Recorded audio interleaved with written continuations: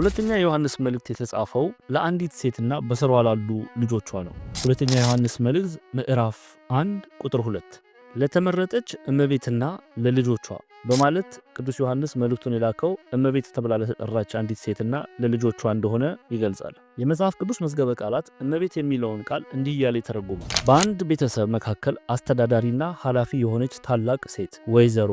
በሁለተኛ ዮሐንስ መልእክት ላይ ቅዱስ ዮሐንስ እመቤት እያለ የሚጠራትን ሴት ስሟን አላስቀምጠም። ኢትዮጵያውያን ሊቃውንት ግን በሁለተኛ ዮሐንስ መልእክት አንድምታ ትርጓሜ ላይ እንዲህ በማለት ስሟን ያሰፍራሉ። ቀዳማዊ ብሎ ነበርና ዳግሚት አለ። ሁለተኛ ይጽፋል። ሞግዚት ሆና በደሴት ልብስ ቀለብ እየተቀበለች የነገስታቱን የመኳንንቱን ልጆች የምታሳድግ ሮምና የምትባል ሴት በማለት ስሟ ሮምና እንደሆነ ያስቀምጣሉ።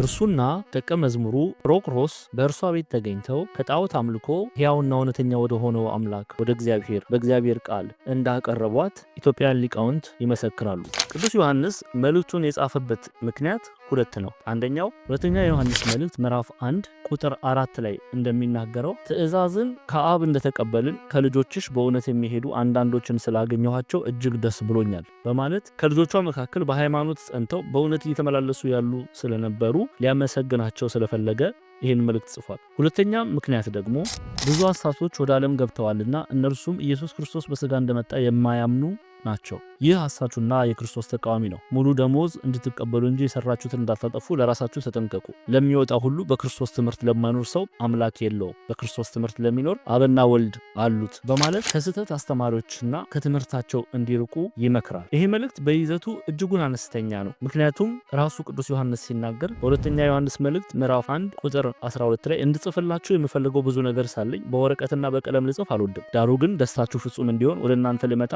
አፍ ለአፍም ልናገራችሁ ተስፋ አደርጋለሁ በማለት በአካል ሊያገኛቸው ብዙ ነገርም የሚነግራቸው ነገር እንዳለ ይገልጽላቸዋል። ከዚህ እኛ ምንድነው የምንማረው? አንደኛ በእምነት መጽናትን እንማራለን። ሁለተኛ ደግሞ ከሐሰተኞች ትምህርት እንድንርቅ ቅዱስ ዮሐንስ ይመክረናል። የእግዚአብሔር ጸጋ የቅዱሳኑ ተራዳኢነት ከሁላችን ጋር ይሁን።